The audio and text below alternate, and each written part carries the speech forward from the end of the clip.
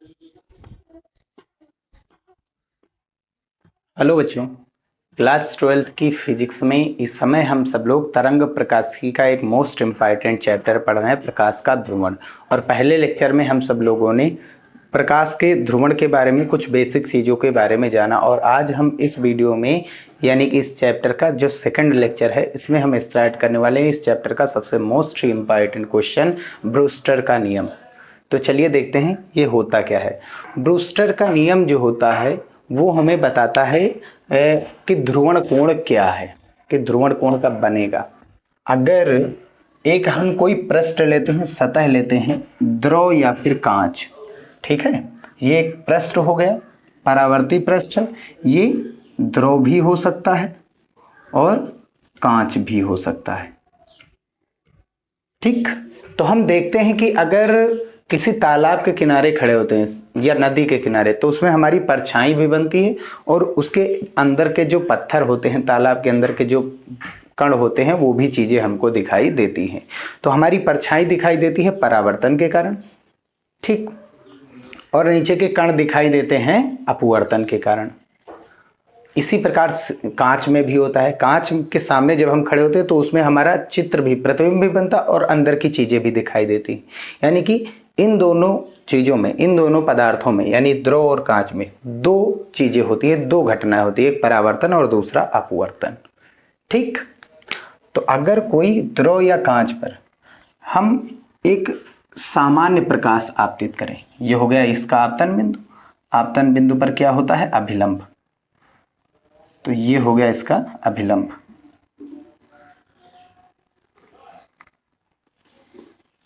ठीक। इसका क्या हो गया? अभिलंब। डॉटेड लाइन से किए दे रहे हैं, इसका अभिलंब हो गया। लिखे दे रहे हैं एन, एन फॉर नॉर्मल।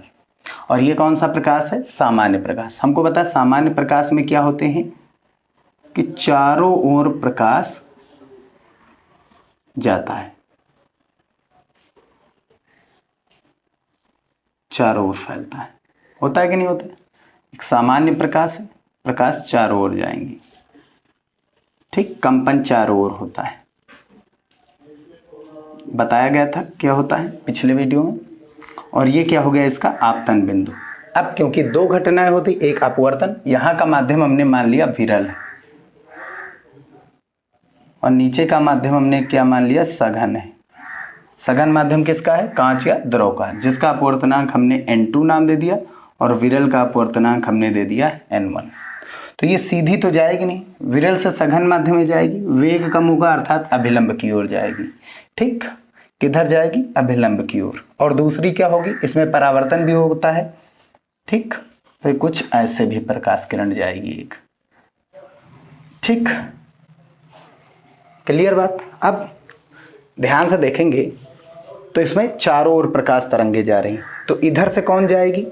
इधर से केवल ऐसी जाएगी, ज्यादातर यहां से कौन जाएगी? जो तरंग ऐसे ऐसे कंपन कर रही, ऐसे ऐसे, जो कण या जो विद्युत वेक्टर ऐसे ऐसे कंपन कर रहे हैं, वो आर पार चले जाएंगे द्रव में।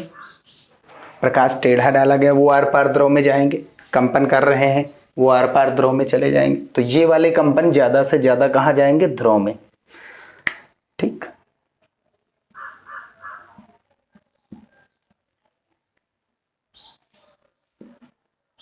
ठीक है, ऐसी बात नहीं कि ये वाले कंपन नहीं गए, ये वाले भी कंपन गए, ठीक। क्लियर है बात? लेकिन इधर कौन जाएंगे? इधर भी दोनों जा सकते हैं, लेकिन ब्रूस्टर ने बताया था, क्या बताया कि ये कौन सी सबसे पहली तरंग है?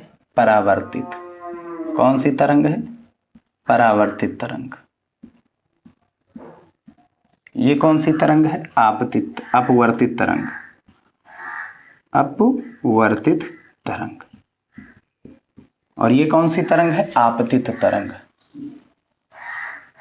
आपतित तरंग कैसी है? साधारण, साधारण है। कौन सी है? साधारण है। कैसी है? साधारण।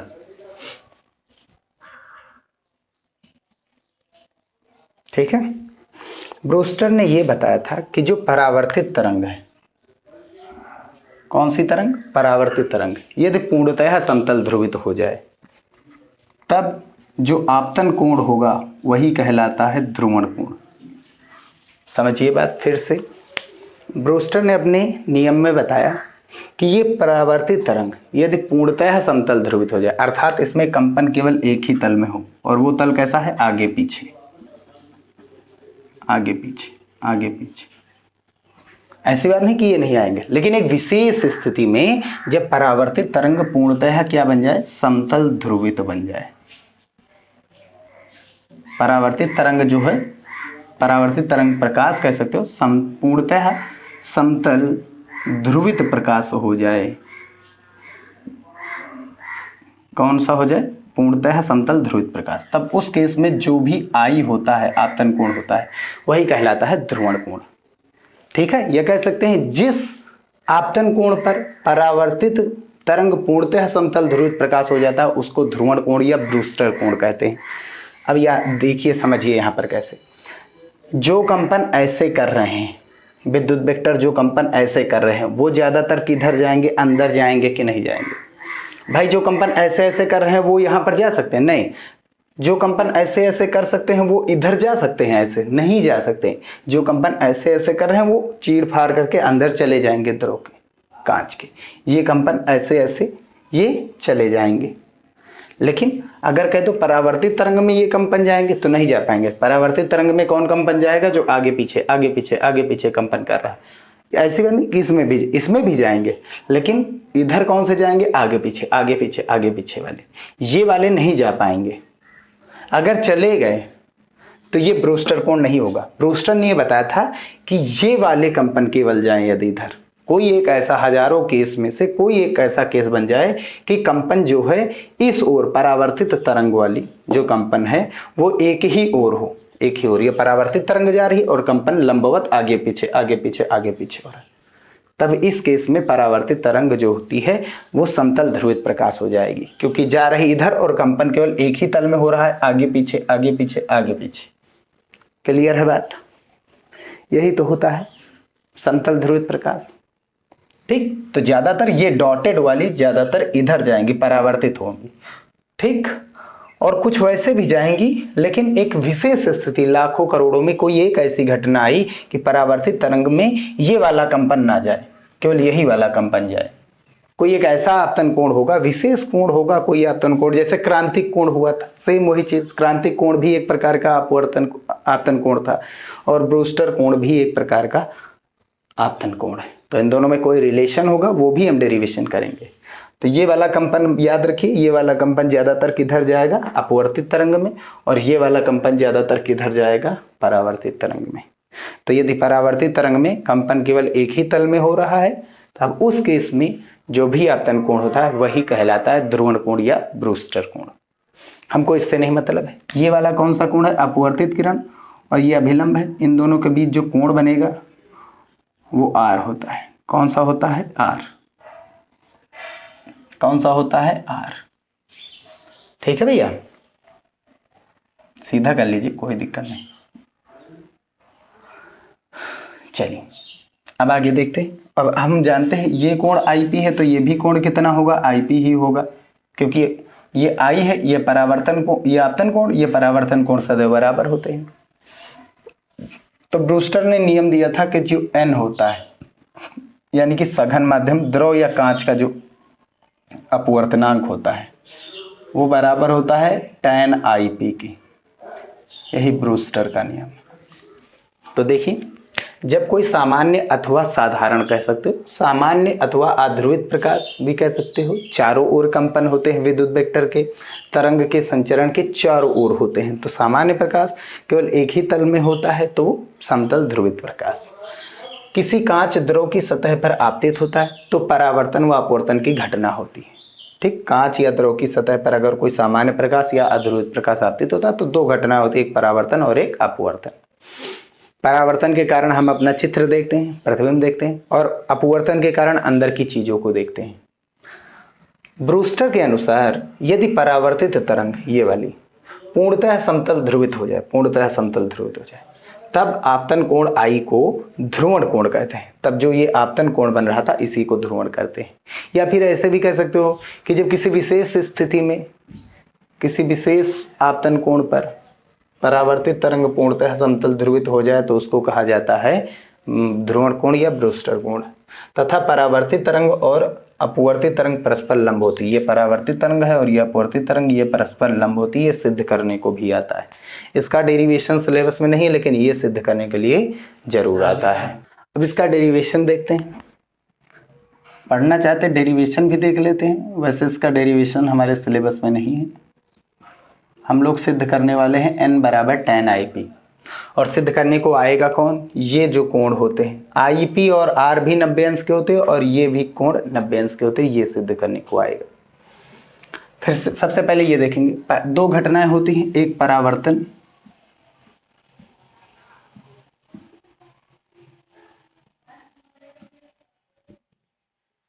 परावर्तन की घटना से I बराबर क्या होता है? R।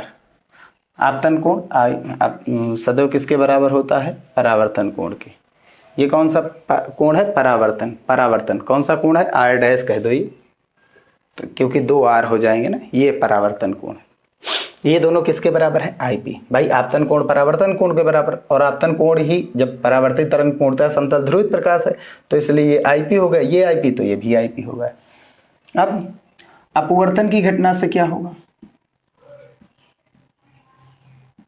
अपवर्तन की घटना से क्या होगा? प्रकाश कहां से कहां जाए? स्नेल का नियम लगेगा। ठीक, कौन सा नियम लगेगा? स्नेल नियम। क्या होता है? साइन I बटे साइन R बराबर, प्रकाश कहां से कहां जा रहा है? विरल से सघन माध्यम, यानी जहां को जा रहा है उसका अपवर्तनांक ऊपर, जहां से आ रहा है उसका अपवर्तनांक नीचे। ठीक, अब क्योंकि I ही क्या है? IP है, बटे। अब एक चीज और है, यहां पर जो IP और R है, यह चीज दिया गया था, परावर्तित तरंग और अपवर्तित तरंग परस्पर लंब है। ये 90 अंश के हैं। ठीक, ये 90 अंश का है। चलिए हमने मान लिया x 90 अंश का है, तो ध्यान दीजिए IP plus x plus R बराबर कितना होगा? 180 अंश। भाई ये पूरा कोण कितने अंश का है? 180 अंश है कि नहीं? IP, x और R। x हमको क्या चाहिए? हमको चाहिए IP plus R। IP plus R बराबर कितना हो जाएगा? 180 माइनस x, और x कितने अंश का है? 90 अंश का है। भाई लंबवत है ना, परावर्तित तरंग अपवर्तित तरंग परस्पर लंब होते हैं, 90 अंश। तो x मतलब 90 अंश, x का मतलब कितने अंश हुआ? 90 अंश, और 90 अंश घटाएंगे तो कितना बचेगा? 90 अंश। तो अगर हम यहां से R की वैल्यू निकालेंगे, IP इधर आएगा, माइनस में हो जाएगा। क्लियर है ना बात? तब आगे क्या करेंगे? वैल्यू डालेंगे, हम R की वैल्यू डालेंगे, कितना है? 90 minus IP sine 90 minus IP बराबर क्या हुआ? N2 upon N1। कितना हो जाएगा? N2 upon N1 is equals to sine IP बटे साइन 90 माइनस थीटा क्या होता है? Cos theta. तो साइन बटे कॉस क्या बन जाता है? tan। और ये किसके बराबर आया? N2 upon N1। पहले माध्यम के सापेक्ष दूसरे माध्यम का अपवर्तनांक, पहले माध्यम के सापेक्ष दूसरे माध्यम का अपवर्तनांक। यदि हमने मान लिया विरल माध्यम कैसा हो, जो विरल माध्यम हो, विरल माध्यम कैसा हो? वायु या निर्वात हो, वायु या निर्वात हो, तब N1 का मान कितना होगा? 1 होगा। हमने मान लिया जो विरल माध्यम है वो वायु या निर्वात है, तो उसका अपवर्तनांक हमको पता है 1 होता है। तब इस केस में जो सघन का अपवर्तनांक, सघन माध्यम के रूप में कौन हो सकता है? या तो द्रव या तो कांच। ठीक, सघन माध्यम का जो अपवर्तनांक N2 है उसको हम डायरेक्ट क्या मान लेंगे? N। क्या मान लेंगे? N। भाई N1 का मान 1 हुआ जा रहा है, काम खत्म हो जा रहा है, तो N2 को N2 क्या लिखे जाए? N ही लिख दिया जाए। N का मतलब क्या हो? सघन माध्यम का अपवर्तनांक, कांच या द्रव का अपवर्तनांक। तो ये क्या हो जाएगा? N2 का मान N n1 का मान 1, n/1 is equals to tan IP। तो n बराबर कितना हो गया tan IP। n किसका अपूर्णांक है? n किसका अपूर्णांक है? n किसका अपूर्णांक है? सघन का। किसका अपूर्णांक है? सघन का। और क्योंकि प्रकाश कहाँ से आ रहा है? विरल। विरल माध्यम मतलब निर्वात या वायु से। अगर कोई प्रकाश निर्वात या वायु से किसी अन्य माध्यम में प्रवेश करता है तो दूसरे माध्यम को निरपेक्ष अपूर्णांक कहते हैं। कौन सा अपूर्णांक कहते हैं? निरपेक्ष अपूर्णांक। हो गया n बराबर tan IP प्रूफ, ये चीज। ठीक। दूसरा कौन सा डेरिवेशन आएगा जो मोस्ट इंपॉर्टेंट है? ये IP और R 90 अंश के होते हैं और परावर्तित तरंग और अपवर्तित तरंग परस्पर लंबवत होते हैं। ये चीज सिद्ध करने को आएगा। चलिए इसका स्क्रीनशॉट ले लीजिए। ठीक।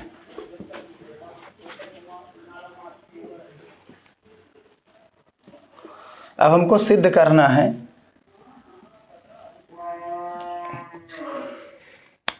कि IP प्लस R 90 अंश का होता है। IP प्लस R कितने अंश का होता है? 90 अंश का होता है। चलिए देखते हैं। अब क्योंकि पढ़ा क्या गया है, n बराबर क्या होता है? tan IP, मतलब sin IP बटे cos IP। ठीक। और स्नेल का नियम भी पढ़ा गया, n बराबर क्या होता है? sin IP बटे, भाई sin I बटे sin R होता है। I का मतलब IP, R तो हमारा अपवर्तन कोण ही रहेगा। यहाँ से ये क्वेश्चन नंबर फर्स्ट, ये क्वेश्चन नंबर सेकंड। ये निरपेक्ष अपवर्तनांक की बात हो रही है। क्लियर बात? अब समीकरण 1 और 2 की तुलना कराएंगे 1 व 2 से। तो क्या हो जाएगा? sin IP बटे sin R बराबर कितना हो गया? sin IP बटे cos IP। ये खत्म। इसका क्रॉस मल्टीप्लाई कराएंगे तो sin R is equals to कितना हो गया? sin R is equals to कितना हो गया? cos IP। अब इसको हम क्या लिख सकते हैं? sin R is equals to लिख सकते हैं cos theta is equals to क्या होता है? sin 90 minus theta.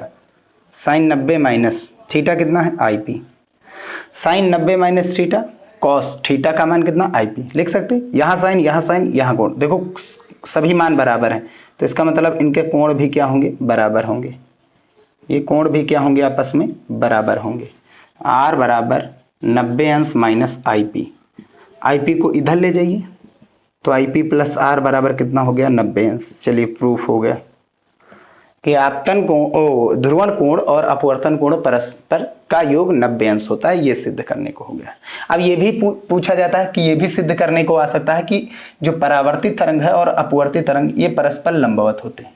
क्लियर? चलिए ये भी देख लेते हैं कि परावर्तित तरंग अपवर्तित तरंग कैसे लंबवत होते हैं। तो ये इतना प्रोसेस करना, फिर आगे।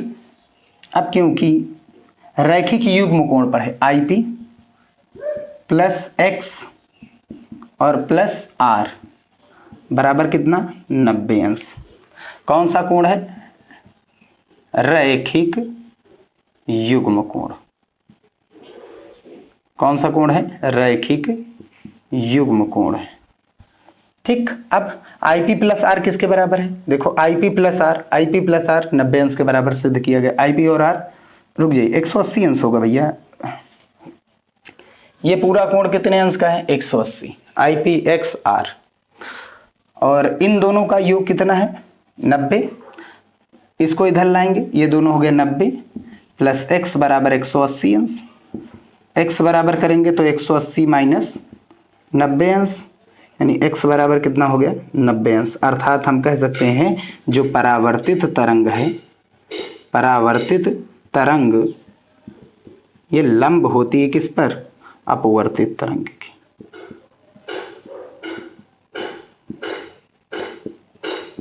ये प्रूव्ड हो गया। ये इतना था टोटल। अब इससे बाहर ब्रूस्टर का नियम नहीं आएगा, केवल आएगा कौन? न्यूमेरिकल आएगा। चलिए एक न्यूमेरिकल भी देख लेते हैं।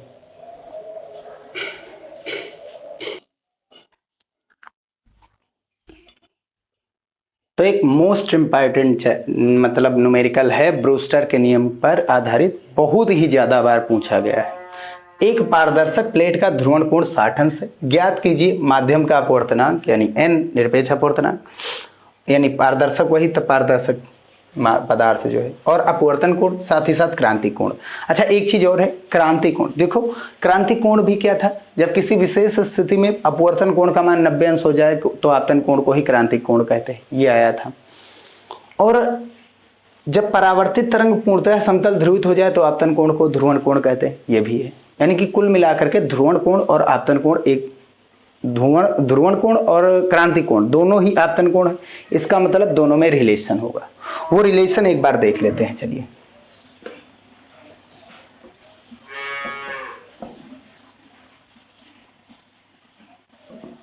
ठीक, तो ध्रुवण कोण के लिए क्या बताया गया था, जो निरपेक्ष अपवर्तनांक होता है n इक्वल्स टू वो 1/sin होता था, क्रिटिकल एंगल, ठीक है।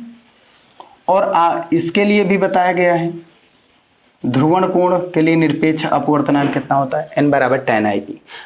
tan IP ध्रुवण कोण अपवर्तनांक पर निर्भर करता है, जिसका अपवर्तनांक ज्यादा उसका ध्रुवण कोण ज्यादा, जिसका अपवर्तनांक कम उसका ध्रुवण कोण कम। जैसे लाल रंग का अपवर्तनांक कम होता है तो ध्रुवण कोण कम होगा, बैंगनी का अपवर्तनांक ज्यादा होता है तो ध्रुवण कोण ज्यादा होगा। दोनों की तुलना कराएंगे तो क्या हो जाएगा, 1 और 2 से, तो tan IP इक्वल्स टू कितना हो गया, 1/sin। इन दोनों को आपस में इंटरचेंज कर लेते हैं। sin c की वैल्यू कितनी हो गई, 1/tan IP, बटे का tan क्या होता है, cot, लीजिए आ गया है, sin c इक्वल्स टू होता है cot IP। ये हो गया क्रांति कोण और ध्रुवण कोण में संबंध। न्यूमेरिकल पर देखते हैं, हमको क्या दिया गया, ध्रुवण कोण यानी IP का मान कितने अंश दिया गया, 60 अंश। अपवर्तनांक निकालना है, n बराबर tan IP लगाएंगे। फर्स्ट tan IP कितना दिया गया है, 60 अंश। tan 60 अंश का मान कितना होता है, √3, और √3 कितना होता है, 1.732। n का मान हो गया आंसर। सेकेंड नंबर, r निकालना है, अपवर्तन कोण। और अभी हमने बताया था IP प्लस r कितना होता है, 90 अंश। IP कितना है, 60 अंश, r कितना आ जाएगा, 30 अंश आ जाएगा। 60 इधर गया माइनस, तो बचा कितना, 30 अंश। अपवर्तन कोण 30 अंश। तीसरा C निकालना है, क्रांति कोण। तो sin C इक्वल्स टू कितना होता है, cot IP। तो cot IP का मान कितना है, 60 अंश। cos 60 अंश का मान 1/√3 बराबर कितना है, sin C। C का मान चाहिए, C बराबर sin इधर आएगा, इनवर्स में हो जाएगा, 1/√3। ये बन गया इसका आंसर। टोटल 2 नंबर का आएगा। अगर डेरिवेशन के साथ है, ब्रूस्टर के नियम के साथ आएगा तो 3 नंबर या 5 नंबर में पूछा जाएगा, ठीक है। तो बस यहीं पर हम वीडियो समाप्त करते हैं। नेक्स्ट वीडियो में हम एक टॉपिक हमारा बच रहा है, वो है पोलेराइड और मेलस का नियम। तो ये एक लेक्चर में टोटल कंप्लीट कर लेंगे। मेलस का नियम कंप्लीट करेंगे, उसके न्यूमेरिकल देखेंगे, और फिर इसके बाद पोलेराइड खत्म करके हम बालाजी प्रकाशन से पूरे के पूरे न्यूमेरिकल 1 शॉट में कंप्लीट करेंगे, ठीक है। वीडियो यहीं समाप्त करते हैं। वीडियो पसंद आया हो तो उसे लाइक जरूर कीजिएगा, चैनल में नए आए हो तो उसे सब्सक्राइब कीजिएगा। मिलते हैं नेक्स्ट वीडियो में।